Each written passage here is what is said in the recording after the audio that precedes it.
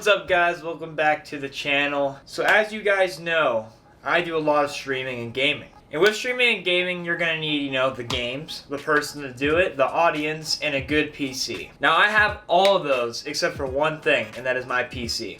Now I do have a PC, but it's not the greatest for streaming. Very good, decent for video gaming, but nowhere close near what I need for my streaming capabilities. So today, you see my title, we are gonna be building my new PC. Now I will be using my old PC, but I'm going to be using literally basically no parts from it. I have so many new parts. The only thing I'll be saving from it is the graphics card and the case and the hard drive. That is it. My old PC was this CyberPower PC that I bought from Best Buy on Black Friday. Good deal. But at the time, not the best PC ever, but for what I got it for at the time was a great deal. $400-ish, about that for a CyberPower PC FX or RX 560, yeah. So not a bad deal, but definitely time for an upgrade. Now first I want to take you guys through the parts that I will be using that I bought for this build. Starting off, I got an MSI MPG X570 motherboard. I got this for about $170 or so on Amazon. Great deal, great motherboard. It's gonna be perfect for what I'm doing here. To go along and match with that, we got the AMD Ryzen 5 3600X. This is basically the best processor on the market right now for bang for buck and stuff like that.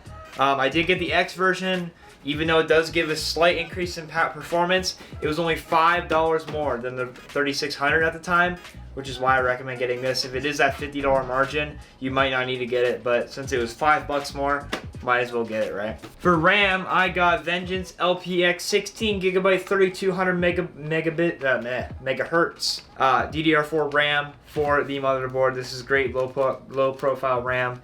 Be perfect for what I need. And to top it off, we got a 600 watt bronze EVGA power supply. This will be more than enough power that we need for this build. And for the final piece, I said I will be reusing my graphics card, which is a GTX GeForce 1660 Ti overclocked edition graphics card. Very powerful, very great graphics card, will be perfect for this build. And as you can see, everything else in here is junk. I had a FX 6300 processor in here, I had 8 GB of RAM. All around just terrible. Last thing I do want to mention to you guys is the parts that I showed you in the boxes, not the stuff inside of the case, cost me about $500. So if you are looking to buy those parts, it'd be about $500 at the moment, including graphics card and stuff like that. And the rest of it in the case is going to be upwards of $1,000. So this will be about a $1,000 PC build here.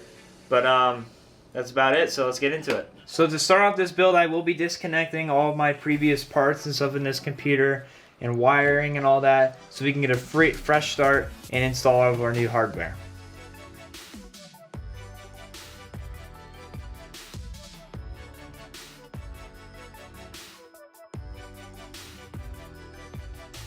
Alright, so we finally got our Gigabyte GA78 LMT motherboard out. So you can see here, this thing is worn. Look at the CPU, thermal paste and stuff, and it's definitely time for an upgrade. Now I did forget to mention, these are some tools you'll be needing for this job. Some like snipping tools in order to cut zip ties and stuff like that, multi-bit screwdrivers. And as of now, that's about it for this build. Some PCs and cases require other things, but mine will just require these.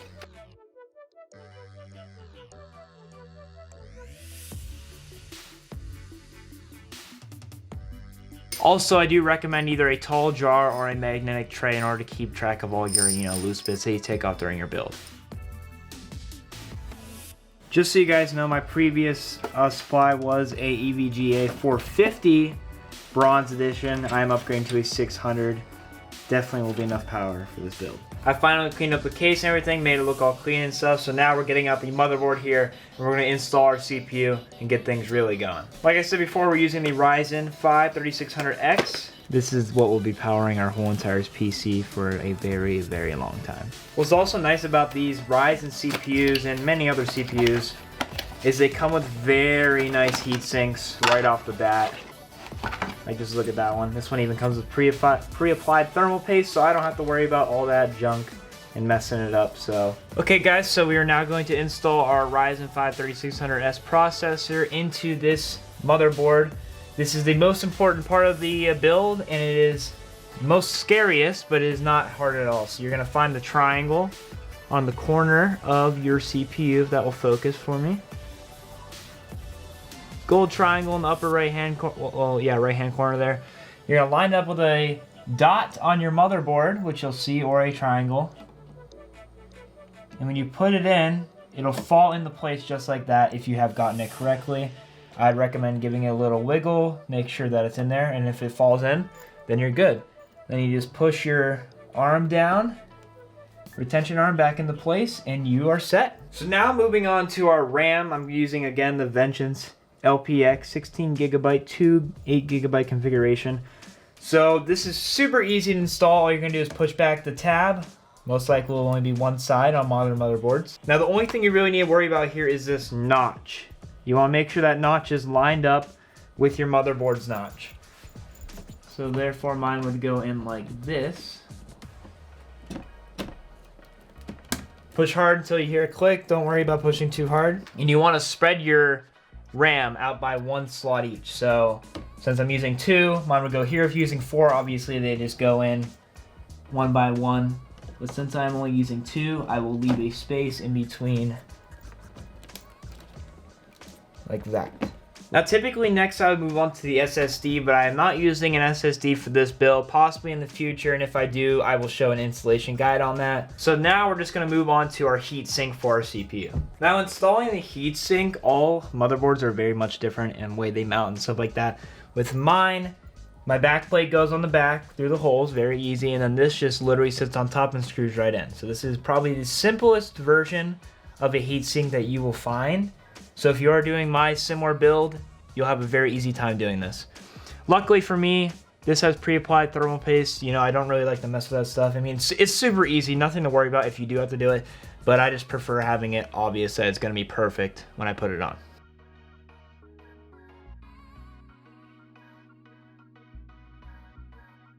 And once you finish tightening down, what's nice about these screws is they will perfectly stop making that clicking sound.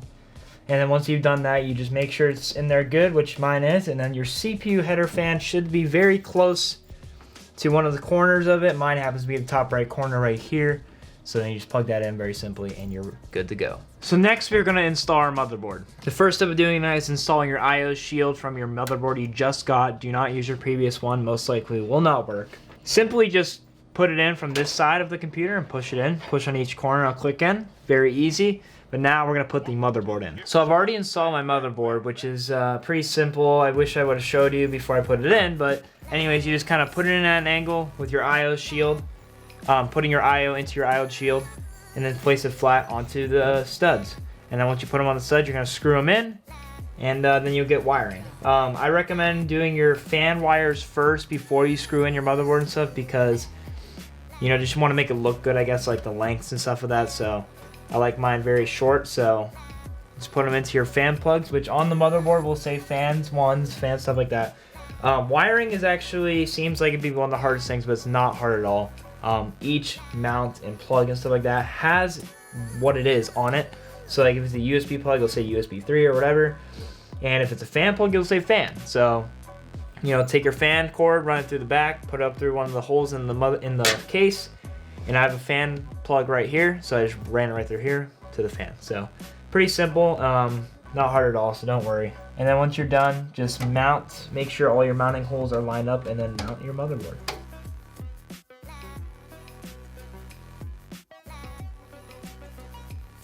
So after connecting your fan cables, you're gonna go ahead and connect your USB 3, which is usually located in the bottom right hand corner. And then after that, we'll do high definition audio, which looks like this cord right here. And these are usually in the bottom left-hand corner.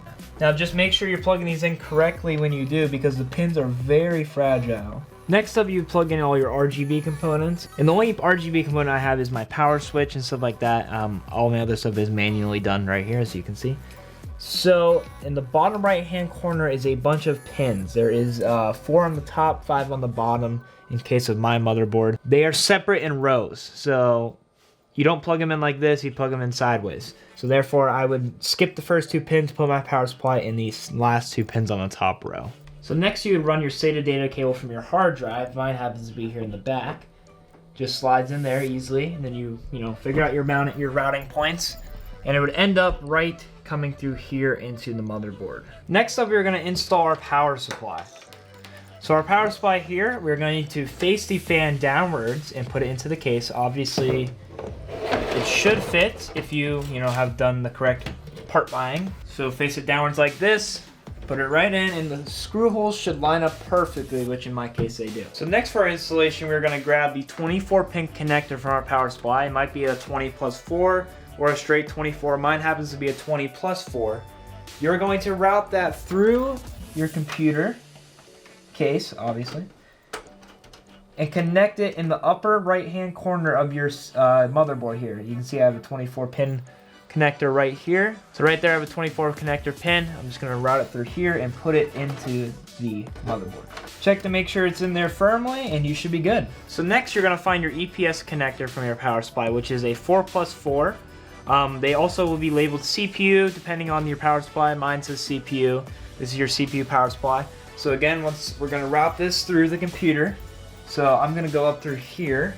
This is conveniently placed right next to where I need it, because the plug-in will be on the top left corner. Be very easy to find. Again, on the motherboard, they're all labeled, so it'll say CPU power. The next step is going to be powering your GPU. So therefore, we're going to have to find our PCIe Express cables here, and we're going to have to route that to about the graphics card, which the back of my power supply will be about right here next to this fan. So I'm going to run it through here to there. We're not going to plug in our graphics card yet, but just make sure you get that cord to where it will plug in for later. Finally, we're going to grab one of our SATA cables from the power supply. As you can see, the SATA cable has multiple ends here on one cable. So the first end we are going to run through the back here to our hard drive. And then once you've done that, take one of the other ends of your SATA cable, find your RGB if your case has one, which mine has one right here, and you'll plug those two into each other. Now the last step in terms of power supply wiring is to clean it up. Obviously I have my back panel off here and I need to put it back on, in order to keep dust and stuff like out. So we are going to cable manage here. I don't have any zip ties, so for now I'm just gonna kind of twist them up in a I don't want to say like scramble them up or anything, but like make them all neat and then tie them together and put them inside the case. So now I have the cables managed pretty well for only having 2 or 3 or so zip ties and stuff like that.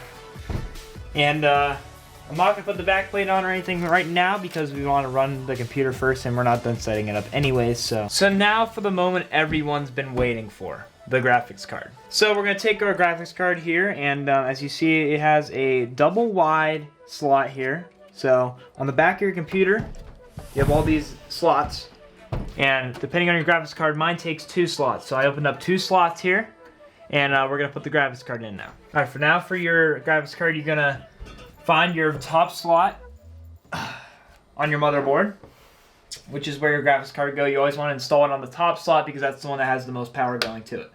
So first off, we're going to open the pin here on the end. Make sure you opened up the correct slots according to where your graphics card will go.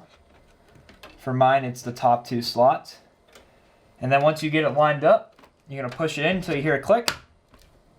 Make sure it's firmly in there. Mine clicks, so we're good. Now we're going to keep those screws that you use to take the 2 slots off in the back. And we're going to screw them back into the graphics card. So for me, I need to slide this little shroud over. And then once I do that, I'll put these screws into the graphics card. Now our graphics card is securely in, and now we have to power it. So we're going to take our PCI Express cables, like I said earlier in the video. So again, just make sure you have these facing the correct direction. And you are going to plug in your 6+2. Alright, so my cables are into my graphics card, which will power it. And we should be good. So this is what the inside of my case looks like. Not the best cable management because my case is not very good in terms of cable management. But overall, it looks good, it looks great, and if you've been following along with a similar type of build, then you should be pretty satisfied, because I know I am. Now at this point in your build, you are done, pretty much. So I have everything set up except for I don't have my panels on, because in case it does not boot for some reason, obviously you want to get back into your computer. This would typically be the point where you are going to plug in your monitor and stuff like that. But first off, I just want to make sure it even powers before I do anything. Make sure our power supply is on, and then hit the power button and the LED should come on. Hey, I think we're set. RGB's going. Computer fans are running. So on this part of the build, you're going to plug in all the necessary cables like your monitor, keyboard and mouse, and Ethernet. And you're going to boot it up, and hopefully she runs. So I got the computer all wired up. I believe I have everything in correctly. I should. I know what I'm doing here. So the moment of truth.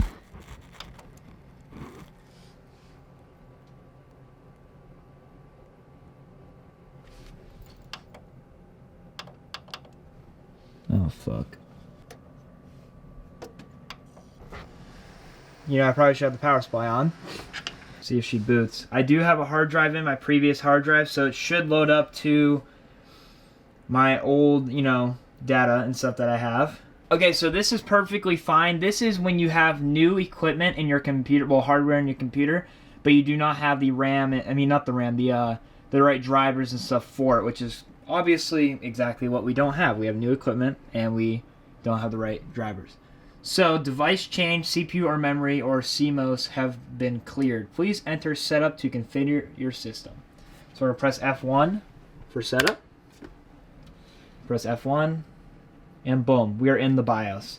So, this is basically exactly where we need to be. Everything looks to be right. 3.8 gigahertz, that's exactly what we have. Ryzen 5 3600X 6-core processor, that's correct. Memory size, correct. Everything seems to be correct. Okay guys, so I had to reset my computer. One reason why I went to the BIOS and stuff and set all that was because I had my DDR RAM in the wrong 2 slots, because apparently on this motherboard it's the right side. First one, then skip, and then another one, because those are the optimized ones. 2, obviously I don't have the right drivers for these equipment and stuff like that, so I had to reset my PC. Which is fine. It's keeping all of my files and stuff. It's just deleting the apps, which are easy to download again. But I will be keeping all of my profile, like, you know, stuff I have on there personally. Nothing like that will be deleted, just the apps. And new fresh installed drivers and stuff like that will be good to go. Okay guys, so after some troubleshooting, we finally got the computer booted and up and running. So sadly, I did have to completely restore Windows 10, new Windows 10, everything. Lost all my files and stuff. Which is fine, because I did not have very much stuff on here, and that's why I didn't worry about backing it up and all that. And, you know, I had to completely restart. But luckily, like I said, I don't have anything really on my computer besides video games, so now I'm just reinstalling those. Already installed some of my stuff, just Google, Epic Games, Battlestar, you know, Battle.net and all that, Discord. And I'm going to show you guys the new increase in stuff from, like, performance for the video game. So previously, when I would play games, I would get about 140 FPS in Fortnite or so, about 90 to 80 in Call of Duty, Modern Warfare. So I'm hoping to get around 300 to 400 FPS, maybe even higher in Fortnite with the settings that I run. And this will hopefully make my streaming a lot better, since I only got around 140 or less FPS during Fortnite while I wasn't streaming. So, you know, being able to get around 300, 400, maybe even 500 FPS when I'm playing Fortnite with these settings and stuff and the new, you know, hardware without streaming will definitely be having me at around 200 FPS when I'm streaming, hopefully. So, yeah. And what's nice is my gaming monitor is a 165 Hz monitor, so I can actually finally get the refresh rate, because I have the frame rate now. I never even had the frame rate before, but now I do. But yeah, overall, I am very satisfied with this build. It went very well, honestly. I did have to, you know, take some time and stuff to try and figure out the Windows 10 and stuff. I tried to boot it so many times without having to reset and stuff like that. And finally, I just downloaded Windows 10 to a USB flash drive, used that as my boot, and downloaded it to the computer. Overall, though, I would say this build was very easy. It's definitely possible for a beginner. I am nowhere near an expert or anything like that. This is my first, like, complete build, I guess, like you could say. Obviously, I didn't put in, like, the fans and stuff into the case, but basically everything else, like motherboard, CPU, heatsink, GPU, everything I put into the case myself. So I would definitely say this is a very easy build, and if you are new into building computers, you should totally get into it. Not hard at all, and you'd definitely be happy to do it. Just to remind you guys again, if you are going to do this complete build from the ground up, including case and everything, It will cost you about $900 or so, I would say, maybe $1,000, depending on where, like where you get it and what the prices are at the time. When I bought all my stuff, it happened to be like cheaper and on sale because it was around Christmas time, stuff like that. So if you're buying it, right now or in the summertime, it might cost you around $1,000 or so. It depends on, like what new stuff comes out and, how the prices fluctuate. But as of right now, this build would cost you around $900, I would say. Okay, guys, so I've gotten like significantly much more FPS compared to last time. I'm at like 260 right now, and when I used to play, get around like 140 in lobby and like 100 in game. And like last game we played, we got a dub first game, and I was getting around 350-ish FPS in the game, which is very good compared to last time. So definitely proud of the improvement, and it was well worth it. So if you guys enjoyed this video, make sure you hit that subscribe button, join the family. I do a lot of gaming videos, streaming, stuff like that. I will be doing a lot more gaming, like equipment stuff like I just did today. More videos like that coming very soon. Also be doing a video on my setup, complete setup, as you saw, parts of it in the video here. I will be doing a video about that and how I stream and all that. So if you guys want to see that kind of stuff, just leave a thumbs up or comment down below to let me know. Once again, I just want to thank you guys for the support. I appreciate all of it. You guys have been great. We've been doing pretty good on the streams and having a lot of fun on there. So if you like Fortnite, Call of Duty, or basically any game, just, join the streams and let me know what games I should play that you want to see. But that about wraps up today's video, guys. I hope you enjoy. Until next time, this is Big Nad. Peace out.